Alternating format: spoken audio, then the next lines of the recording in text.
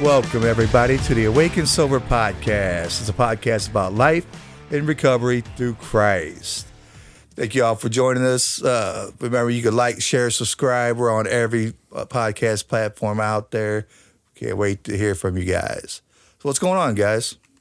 Oh, not much. What's going on with you, Derek? I'm doing just fine. I'm feeling good today. Had a good day. You know, the thing is, we still get to mention tactile turn. We just don't get to mention the discount. Yeah. And we're going to take it away for a little while and then have people, we're going to get an affiliate link so people could start using that instead for a little while, which will help us. But yeah, tactile turn. Thank you for sponsoring the show. Thank you for sending the care package they did today. I can't wait to see it. It's fabulous. And then what do you got? Always got one on me. Mm-hmm. Always carrying it. Got to have it. Tactile turn. It writes the best. Well, yeah. I mean, I like it's really not about what's inside of it.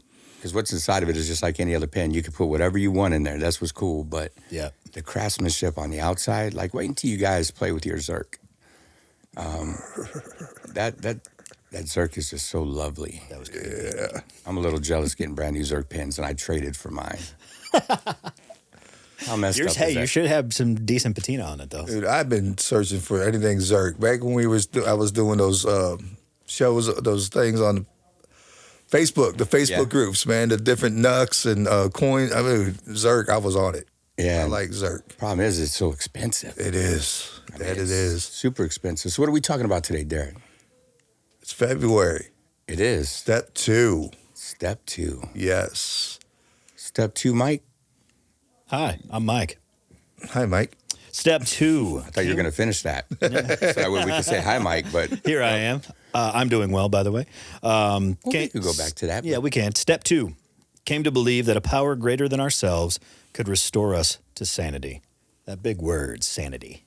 And then step 2 in Celebrate Recovery says we came to believe that a power greater than ourselves could restore us to sanity. Pretty darn similar. Yes. There's not much difference between our steps, I'm telling you. Yeah. So, But the only real difference is ours is life and will. and it's God as it is a God of their own understanding. Mm-hmm. Ours is Jesus. Yes. Is our higher power. And then life and will in one of the steps. That's really your biggest differences in the whole program. But let's go back to it. How are you doing, Mike? I'm doing really well. Man, you know, we talked about how is your soul last week, and it was really, really nice because I felt like I was coming out of that, you know, that doldrum, right?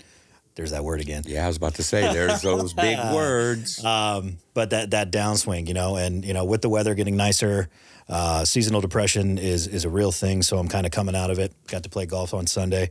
It was cold, but it was still better than work. So you know, I get to do what I love. But yeah, no, work's going great. I'm finding my groove finally after being out of it for a little while. Been back in it for about 6 weeks, 6 weeks. I know, right? You said about time. Yeah. You didn't accidentally say that. It's okay. No, that was totally on purpose. Does it feel good to be back on the clinical side? Absolutely, man. Good. Being able to help people desperate for recovery, and that's something that I missed and something that I was lacking. Not only for them, but for my own self and self-esteem and self-worth. You know, I got into counseling and recovery because I wanted to help. I wanted to give back. Yeah. You know, I went to a different position to where I was still helping the facility, but I wasn't helping the people that were still suffering. In ways I was, don't get me wrong, but not face to face. Not like you are now. Not like I am now. No, but I legitimately, I love what I do. I got a 11-person caseload, so I'm running and gunning again. Gotta love those big caseloads, man. Yeah, it's busy, but it's not chaotic, if that makes sense. No, very much so. When I was a CPS, it was, you know, crisis after crisis after crisis. Now it's like, okay, I got to meet 3 clients, sometimes 4 a day. It's fine. Yeah, it can be, but then you start getting that caseload of 15 and 17 and 20, and then that chaos ensues. Yep. One thing I learned, though, is like, yeah, they may spend 20, 30 minutes in my office, but throughout the week, guaranteed I spoke to those individuals at least hour to hour and 45 minutes a easy. week. Yeah. Outside of the office. Yeah. Where they're seem to be more comfortable and more ready to open up about stuff, you know? And it's really interesting. Yeah. So what, that dude was only in your office for 20 minutes. What kind of work did you do? Yeah, it may have been 20 minutes today, but I just talked with him 10 minutes outside and got a lot to send from, and things like that. So that's the one thing I don't like about this position is I don't recognize anybody in there right now. Yeah. And I usually know everybody. I could look at somebody's face and know exactly who they are. And now it's like, who are you again? Yeah, that recollection took a little while to come back. Yeah. Yeah. Now it's going to be even longer for you. Seems that way. Well, I mean, you got news the other day about your position, correct? You get to stay home more? Yes, I was actually told I need to stay home more. And one of my issues that I was having with the position was I knew I could work from home, and I wasn't sure what days, and I would just stay home and work, and I'd be worried, what is going to happen that I stayed home that day. Yeah. But now I'm being told, no, you come in on this day, and then the rest of the week, you stay home. Okay. Deal. Right? Yeah, that wouldn't be hard. So that's what I'm sure. saying. You're going to have a harder time recognizing people if you I'm get to never stay there. home more. Right. Yeah. I mean, it's bad enough I never got to leave my office, but now I just don't go into the office. So I'll recognize you. If I happen to see you on a Monday passing you when I'm going to eat lunch, I might recognize you. And I honestly think it'll be better for you, too, because you're not surrounded by that urge to want to go out and talk to people. Well, that and that just the chaos that goes, people in and out of the office, all that kind of stuff. Yeah. You can actually focus more on the task at hand, which I think will be beneficial. Yes. Shane, how's your soul? How you doing? Man, I am extremely well. I don't know how else to put it. It is well with my soul. I took my mom to the psychiatrist today, which was fun, and then all of a sudden, the psychiatrist comes out and hands me a bag of goodies, right? Nothing better than a bag of goodies from the psychiatrist. Proper medications, y'all. From a professional. A bag of goodies, and it was my medicine. So that way I could go back to once a day instead of every other day, right? She gave me the 3 milligrams. Now I'm back to the 1.5 milligram. And I'm like, because I want that consistency every day instead of every other day. Routine. Yeah, it's just consistency is going to be key. Same time every night, just to help. But let me tell you, it could take so long for meds to really get in your system, but you could tell pretty quick. And I could tell pretty quick. I'm like, oh, she put me on the right one. Because that mania went, everything went. And it's really been a lot of smooth sailing. So I hope it's not a pink cloud. Like when we hit step 2 in recovery, we're riding that pink cloud like a madman. Sure. And I'm like, well, I really hope that's not what I hit here, but I don't think so. I think the whole thing is I'm finally back on meds and the right meds. Yeah. Well, the good thing about that is you're aware of that pink cloud feeling. The more you can call it out and say, this might be it, the more you can actually process through it and say, no, this is actually the medication's working. Yeah. So. And the pink cloud, it's easy to recognize because Christina's old counseling service was called Pink Cloud Counseling. Was it really? Yeah. Yes. So I didn't know that. That's awesome. She wanted to do really addiction, mental health and addiction, really what she does now anyway. But it was Pink Cloud Counseling. So that way she could help people navigate what that pink cloud before it burst. Yeah. So it was pretty cool. That is cool. Yeah. I never knew that. Yep. That was back in the day. So let's dive into some step 2. Step 2. Step 2 is about finding faith in some higher power. In an NA or NA or AA, it is a power, is a God of your understanding. And the beautiful thing about that is especially for me, it evolved over time. When I first got in to recovery and into the rooms, it was the group. Because being away from my faith, I wanted something tangible and something I could see. And it was something greater than me. When we talk about higher power, I think a lot of people just immediately go to Jesus Christ or God. As they should, but but you understand what I'm saying, yeah. right? And a lot of people who are just angry at religion, fairly so. Yeah. Mm-hmm. So to be able to go into something with, okay, I'm going to make it of my understanding. Right. That's a beautiful thing, and I think that that's something that kind of, there's a stigma about AA and NA that it's, we called it culty, or it's like it's only about religion. First of all, it's not about religion. It's about spirituality. All of it should be, yes. You know what? Yeah. So, transitioning from it being the rooms to being the people in the rooms to getting back into my faith and getting back in a relationship with Jesus Christ, that worked for me. That's not going to work for everybody else, but to each their own, whatever keeps you sober. Yeah, and I started mine in NA. Well, actually AA, then into NA, really. And that's where I got mine, because I was mad at God, right? Really, I was mad at me and not forgiving myself, but I was mad at God. And the good thing is God's okay with that. His shoulders are pretty big, I would say. He carries the whole universe. So I think he could take it. Yeah, I think he could handle it. The neat thing about when we're mad at God, at least we believe in God. You can't be mad at something that you don't believe in. That is true. And that's the cool thing about it. I kind of went the other way with that, though. I started in having a spiritual upbringing and that growing up. I knew there was a God. I knew he existed, even if I was mad at him or not. So I thought the only answer that I had to my recovery was going to the God that I knew, not of my understanding, but the one that I knew of. Mm-hmm. So I went to Celebrate Recovery. And I think I maybe got a little too prideful in my recovery, going to just Celebrate Recovery. But it was not long after we had your interview on the podcast that I started going to AA meetings. Okay. And I got to understanding what you meant when you were saying that higher power was those groups, those rooms and stuff. And I'm like, I can see that for somebody who doesn't know Christ and doesn't know that part of, the recovery part of that part of the recovery or whatever. I can see it, that, they're giving their faith into something. They're learning faith. Even if it is into that room, they had the faith that in that room, somebody's going to be in there to help them out with whatever they're going through at that particular time. And that's usually how it is. Mm-hmm. So as they're working on that faith and building their faith, the time comes, like yourself, where you start bringing your faith back into the true higher power of Jesus Christ, which is awesome. Well put. Yeah. No, thank you. It's we call faith, hope, whatever it may be, Whatever you need at that moment. Exactly. I want everybody to know Jesus. That's why we do what we do. We want everybody to know Jesus.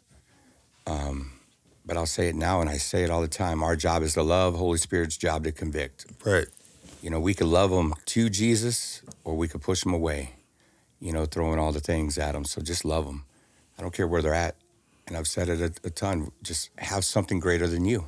That's it. No matter what it is at the moment. Yeah. Hopefully it will grow into Jesus. Hopefully you turn around and you say, hey, there's only one true God. But whatever you need in the moment. So we were talking about the hope factor. Right. Doesn't matter what it is, as long as there is some hope. Also, keeping that faith or hope, even when things get tough or even when you get knocked down. That was really, really hard for me. It's easy to lose faith. Unfortunately, it's easier to lose it than it is to gain it half the time. Right. So when things don't go our way or my way, first of all, I had to give it up. I can only do what I can do. I can only control what I can control. But I also have to reach out to the people that I know have hope and have that faith that they can instill more in me. You know what I mean? Yeah. One thing I like about CR is they break them down into lessons, like, right, for us in the step study books. Yeah. So lesson 3 is hope. Part of the steps has hope in it, right? Mm-hmm. So earnestly believe. We have steps and principles in Celebrate Recovery, because I covered that the first week, and I think you covered it again. Yeah. So principle 2 says, earnestly believe that God exists, that I matter to him, and that he has the power to help me recover. Happy are those who mourn, for they shall be comforted, Matthew 5:4. And then your scripture, Philippians 2:13, went with step 2, for it is God who works in you to will and to act according to his, and to fulfill his good purpose. So it's nice when dealing with hope for once. Yeah. But did you have a lot of hope at step 2? Do you remember? I was starting to get it. When I got into recovery, when I went into treatment, I was really dead set on, I was done. I was done using, I was done drinking. And when I got in there was so many staff members that were in recovery that I immediately started getting hopeful, and I didn't have any when I went in. I had zero hope. I mean, most of the people that get close to killing themselves lose hope. I would say we're not hopeful. Yeah. If we're thinking that way. Yeah. We're a little hopeless. Hopeless. Sure. Helpless, hopeless, all you want to. Yeah. So when I went through treatment, I found hope again, and Jeremy's not here right now, but he'll be here in a couple weeks. And he's funny because he didn't like me when I was in treatment because I think I reminded him of himself. And yeah, we discussed that. Yeah. So, but like seeing him and where his, because he told his story and my story is like, our stories are so similar. It's silly. I was like, if that guy can do it, I think I can too, and he's 4 months ahead of me, around 4 months ahead of me. So yeah, if he could do it, I could do it. Yeah. Yeah. I heard somebody talking about those statistics earlier, and they still use them when talking to addicts, the one that they hit us with. Look around the room, 1 in the 35 that's in here might make it. And Yeah. I don't like that. I don't either. Unless you're competitive. Like I was a competitive one, so I said nah to the rest of them. Yeah. But, because then I'm not full of hope. Mm-hmm. So in treatment, it was hard to say I had a whole lot of hope.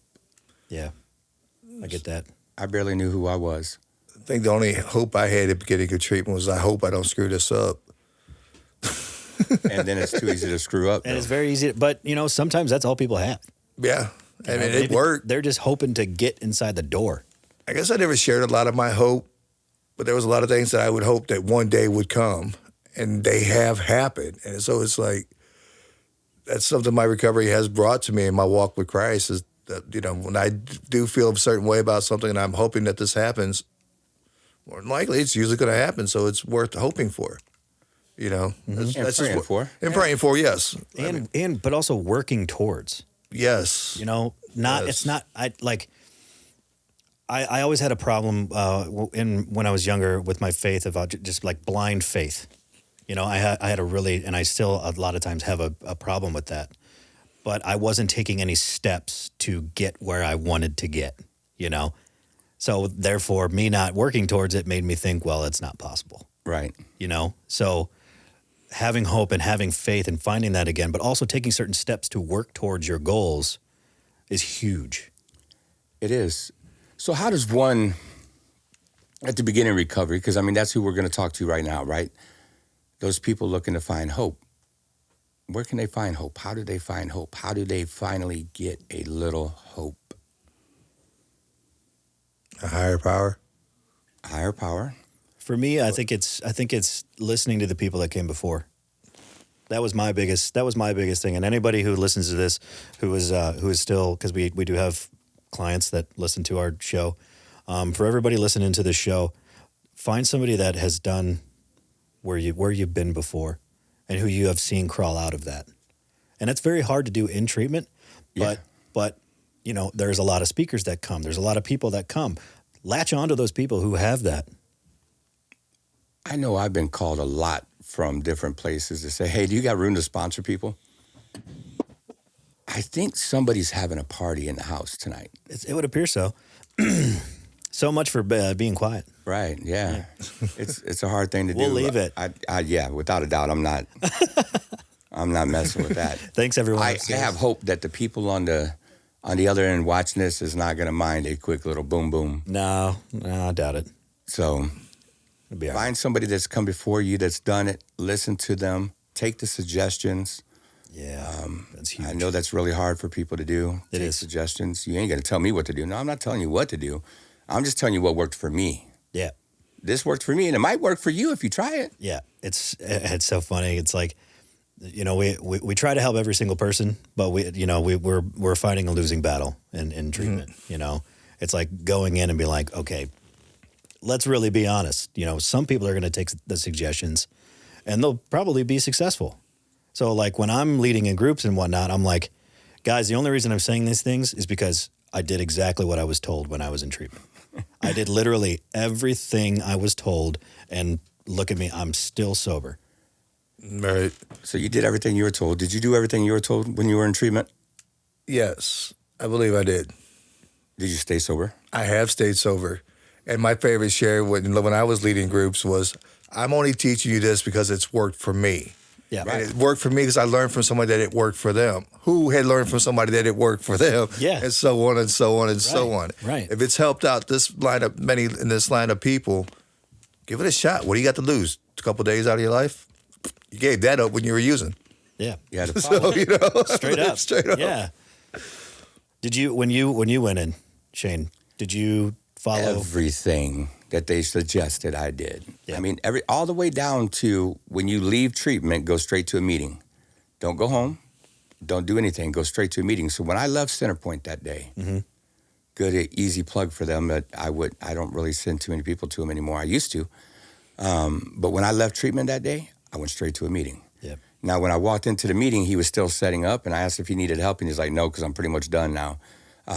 So come back in 20 minutes, and then some people be here, and we'll all fellowship.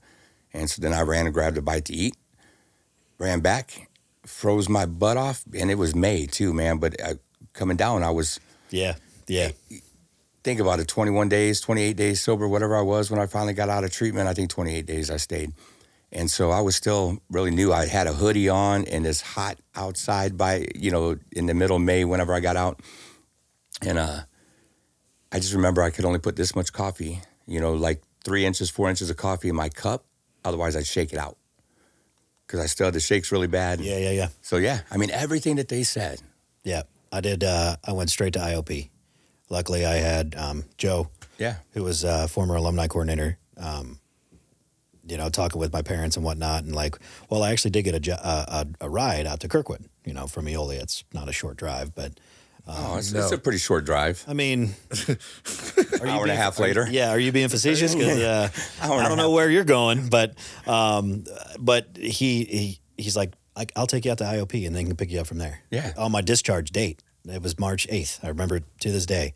So I went straight to IOP. You see, and I didn't have IOP yet. Mine was Monday, Wednesday, Friday. Yeah. Or Monday, Wednesday, Thursday, not Friday. Monday, Wednesday, Thursday. And I did my IOP. They said 90 meetings in 90 days, so I did 150. Yeah. I'm like, I don't have to go to work. Citibank let me take all this extra time off and said, here, go. So I just worked. I just worked my recovery. Yeah. And I think that's one of the greatest things at the beginning. If you will work your recovery super hard at the beginning and lay such a good foundation, hang out with some people that have some clean time, and there's a good chance you can stay clean. Hang out with newcomers, stay a newcomer. I think that's where your hope really gets built up at, though, is the work that you put into your recovery. The more work you put in, the more hope that you have that things are just going to get better because they do. Yeah. It's crazy, too, because, those promises start coming true. Yes. I was with a client today, and, he's a business owner, owns a couple of businesses, and I started saying, you get out what you put in. He goes, that with anything, Yeah. You get out what you put in. If you want to work your butt off for your recovery, you're going to get tenfold back. And just like in life, if you work your butt off, you'll be successful. Yeah. And it depends how you define success. I mean, but you will be successful in that career field if you're going to work your butt off, if you'll take the time. Same in recovery. Yeah, we'll talk about that later this year, but prosperity without riches. Yeah. Or outside of riches. Yeah.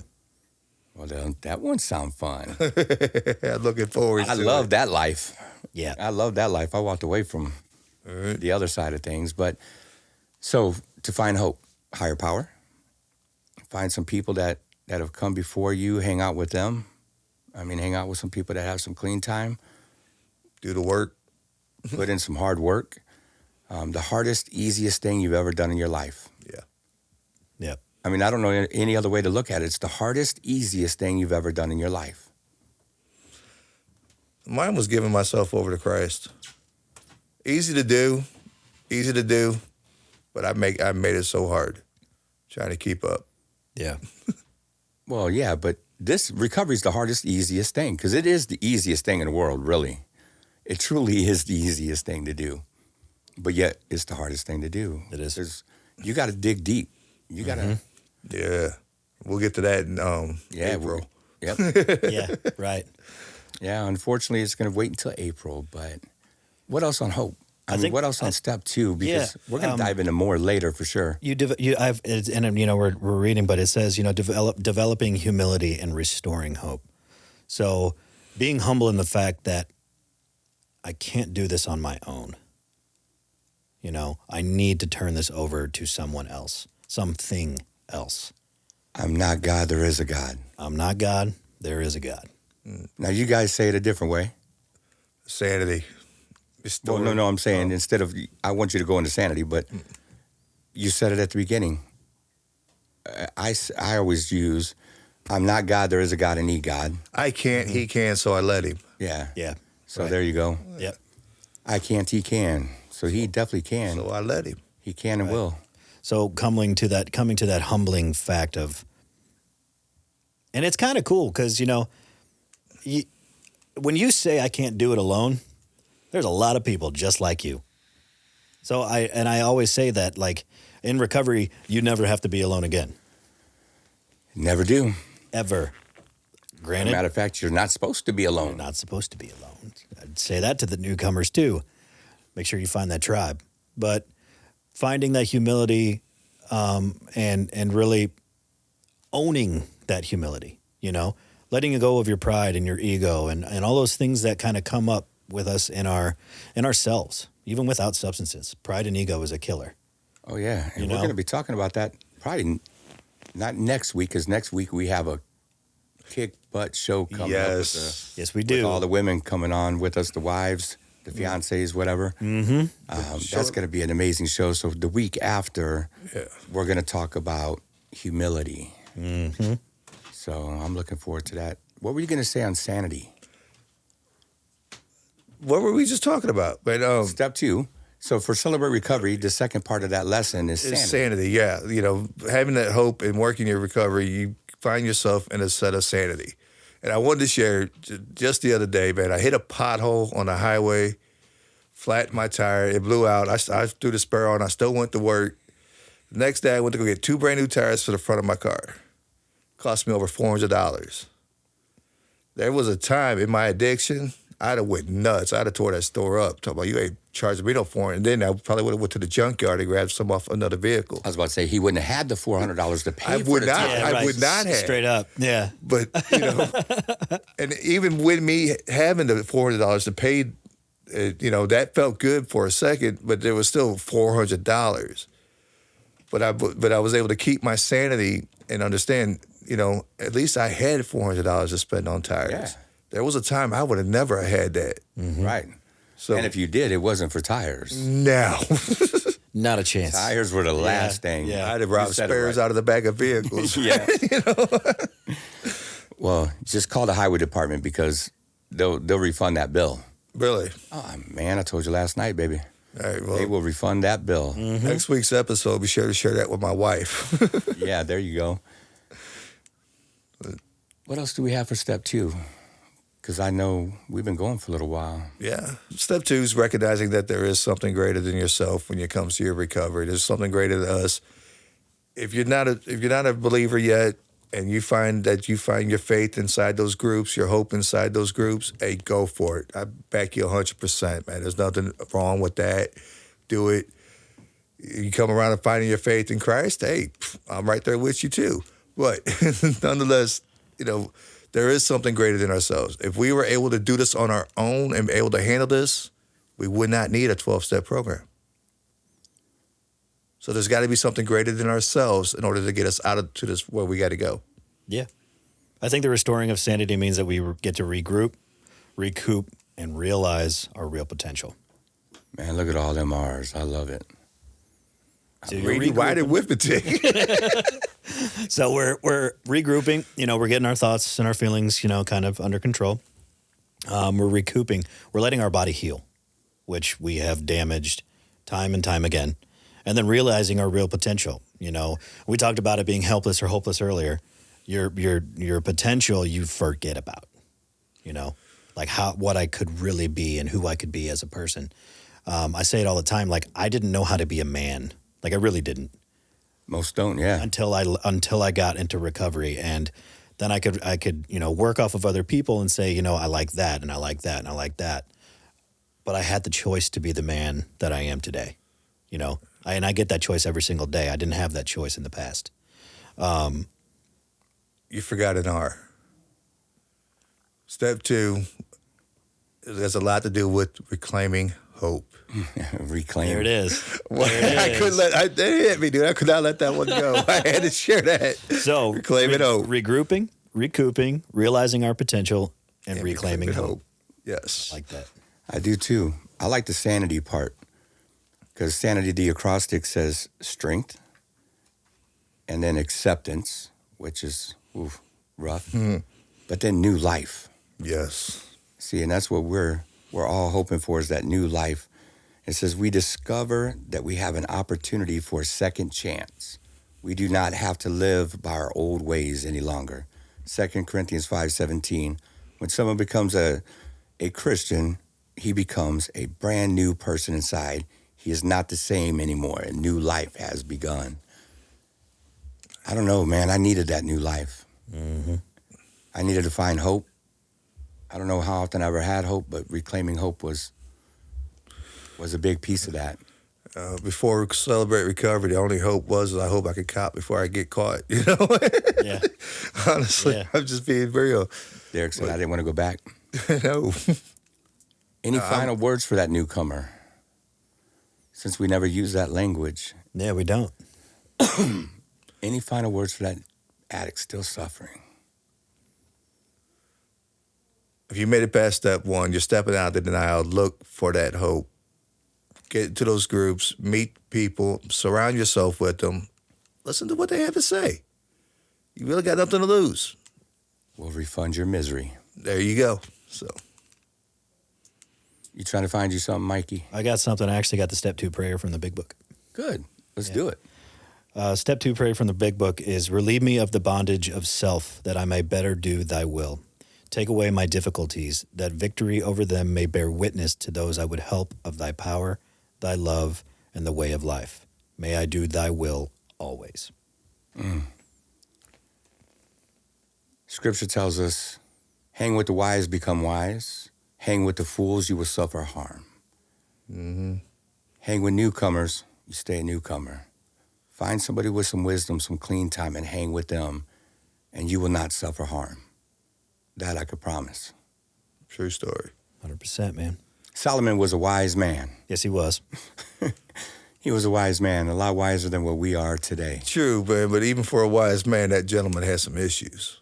Well, everybody has issues. Yeah, I mean, come on. No one's infallible. That's why everybody needs recovery. There's not a single person in this world that don't need some kind of recovery. I think it's really cool, too. Like, when you get into recovery from substances, you recover way more than just getting sober. Like, I think, and I tell this to people all the time, it's like only, like, the substance is this much, but, addiction is giving up everything for one thing. Recovery is giving up one thing for everything. Mm-hmm. That's the one saying. Across the entire spectrum of your life, things will get better if you just simply find hope, find those people, find that tribe. And you're about to find that out when we bring all the ladies on, in. yeah. Yes, you will. Wives with us, because I actually found a girl that wants to be with me. It's weird. Yeah. But like saying I learned from an old bearded wonder. Yeah. Sobriety is only 5 to maybe 10% of your actual true recovery. Recovery is true life change. That's what it's about. Yes. Absolutely. If that's what you want, recovery's got it. Yes. No matter what you struggle with, man. And it's free. It is free. And if you're looking for something to have hope in that. You work your recovery. Your life will change. Life will change, yes. Yeah, and you're going to be happy, hopeful son of a gun. Yeah, buddy. Yes, we will. I had to use that word. What can I say? I Son of a gun. appreciate it. I appreciate it. And it's one of those things, like, everyone in this room, we wouldn't be talking about it if we didn't believe in it. No. Right. We're not just saying stuff to blow smoke. This is things that we live our lives by. Why would we be here Why would I suffer the frustration of editing a podcast? I don't know. You wouldn't.